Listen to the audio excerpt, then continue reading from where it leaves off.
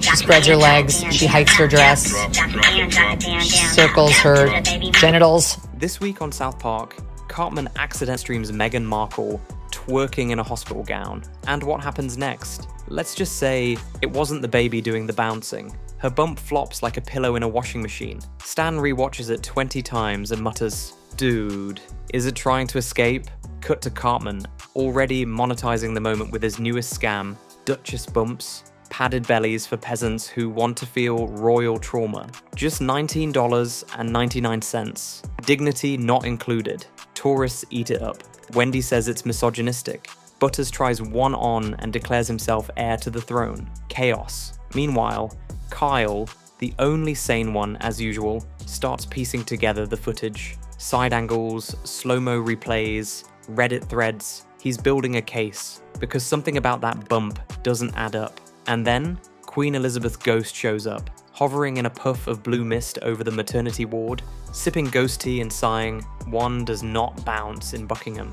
But it gets worse. Kyle's dragged before the Royal Narrative Tribunal, run by shady PR execs and Oprah's lawyer. They try to silence him with a scroll of legal threats and a Spotify NDA. Cartman gets tackled by palace guards for selling counterfeit wombs. Final scene, Netflix premieres a new trailer, Harry and Meghan, the origin story, starring the bump. Meghan's silhouette appears. Her bump deflates with a hiss. Fade to black. South Park. Viewer discretion strongly advised. So how do you bury a rumor that's already gone viral?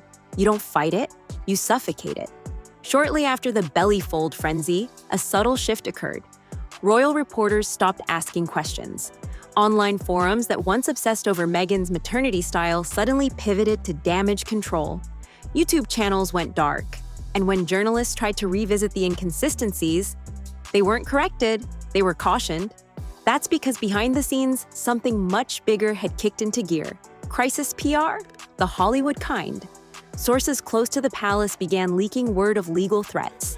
And not just the typical cease and desists, but full-blown takedowns on anyone referencing Meghan's bump with too much scrutiny.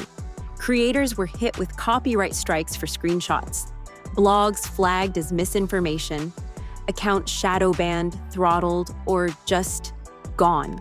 Even mainstream outlets like the Daily Mail and The Sun, usually hungry for royal scandal, pulled back.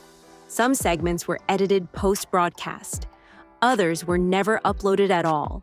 And for the most determined skeptics, the so-called belly truthers, the digital curtain came down hard. Strike 3, account terminated, no appeal. All of this was framed as protection for Meghan, for her child, for the family.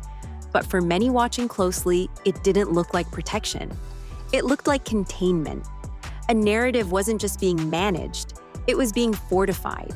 Behind a wall of media compliance, algorithm manipulation, and legal intimidation. Because in a world where reputation is a product, PR isn't about defending the truth. It's about making the lie too expensive to repeat. Once the rumor was sealed behind legal glass, the real construction began.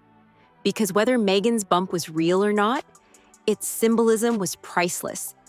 In every high-profile interview, the pregnancy became a touchstone. Not just a timeline marker, but an emotional anchor. I was suicidal while pregnant. They didn't protect me while I was carrying Archie. These weren't just revelations, they were brand pivots, because the moment Meghan became the pregnant Duchess under attack movement, suddenly every opportunity, from the Oprah sit-down to the Netflix special to the Penguin Random House memoir deal, was framed through that lens. The Sussexes weren't just victims of royal coldness, they were survivors of institutional neglect. And that bump? It was now shorthand for everything. Race, trauma, gender, modern monarchy. What could have been a quiet pregnancy became an origin myth. One so powerful, it carried a multi-million-dollar empire across continents. But here's the thing about origin myths. They don't allow edits. Once the bump became the brand, it had to be flawless, unquestionable, sacred. Which is why any dissent, any mockery, any doubt, any South Park-style takedown isn't just inconvenient. It's dangerous.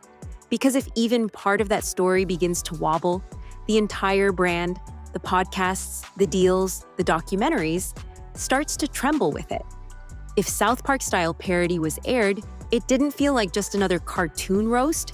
It felt like someone had finally said the quiet part, out loud. Because while Meghan's brand depends on control, South Park-style parody thrives on chaos. And they didn't just mock the bump, they dismantled it, frame by frame. The slow-motion twerk, the vending cart selling Duchess Bumps trademark, the Queen's ghost muttering, "We are not amused." It wasn't subtle, but satire rarely is. What made it sting wasn't the exaggeration. It was the accuracy buried inside the absurdity. The fake belly trope? Already a decade-old whisper on forums and Reddit. The PR overreach? Already a media complaint. Even the Netflix trailer gag, starring the bump, felt eerily close to how the real-life documentary framed Meghan's motherhood as a central arc. And the public didn't flinch. They laughed, they shared, they stitched it into TikToks. They started revisiting old clips with new eyes. Because South Park-style parody didn't invent the suspicion. It just gave it a punchline. And when your image is built on emotional credibility, a punchline can be lethal. Suddenly, questioning the bump wasn't fringe. It was pop culture. And the Sussexes, they didn't respond. Because they couldn't. Silence may have been strategic, but to many, it sounded like confirmation. For a rumor that reached millions, something strange happened next. It vanished. Not because it was debunked, not because Meghan responded, but because no one was allowed to ask. Search results were buried. Clips disappeared from YouTube. Entire Reddit threads mysteriously locked. Even commentators who had once discussed the bump went dark. Something, or someone, had pulled the plug. And the timing wasn't subtle. Right around the Netflix deal, Spotify exclusives, and the big Oprah sit-down, the narrative tightened. Every mention of the belly fold clip was flagged. TikToks were mass reported. Even satire channels received copyright strikes for content that had been up for years. Was it coincidence? Or was there a coordinated freeze-out? Major outlets like the BBC and The Guardian stopped even mentioning the speculation. American networks followed suit. And when Oprah interviewed Meghan directly, not one question. Instead, we got soft lighting, emotional beats, and a sanitized timeline, polished, branded, unchallenged. And that silence, it didn't erase the suspicion. It supercharged it. Because when you erase a rumor without disproving it, you don't kill the story, you make it radioactive. The bump was no longer a conspiracy. It became a censorship case. And in today's media ecosystem, that's the fastest way to resurrect a ghost. By the time South Park-style parody dropped its cartoon hammer, the damage wasn't just done. It was etched into the brand. Because once the bump became a punchline, so did the origin story behind it. The story of a silenced duchess, a vulnerable mother, a woman begging for protection during pregnancy. It didn't matter whether the bump was fake. What mattered is that people believed it could be.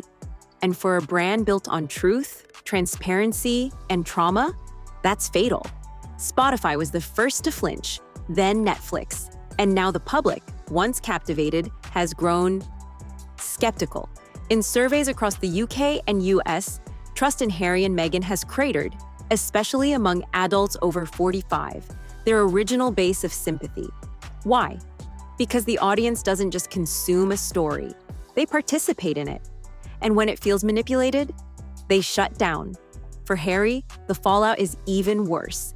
Once the cheeky, rebellious prince, now adrift. Caught between monarchy and media, personal truth and public disbelief.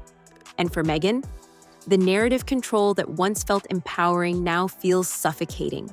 Because if the most emotionally powerful chapter in your story becomes the least believable, the entire memoir starts to crack. And that's the real danger of the bump. Not what it was, but what it represents. Because in today's cultural climate, you can survive scandal. You can even survive satire. But when you lose credibility, you don't just lose fans, you lose your footing. And Meghan and Harry, might be standing on a story the world no longer buys. So what did South Park-style parody really do? It didn't invent a conspiracy, it didn't start the rumor, it just pointed a spotlight on a story so polished, it started to feel suspicious.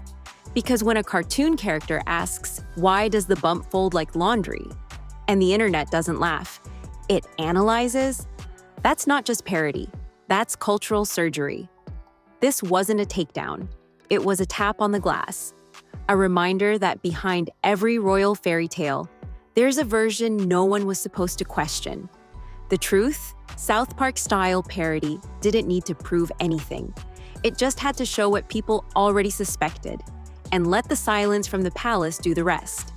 And whether you think this was all a misogynistic smear campaign, or the most bizarre PR illusion in modern history, you're not alone in asking, what else were we never meant to see?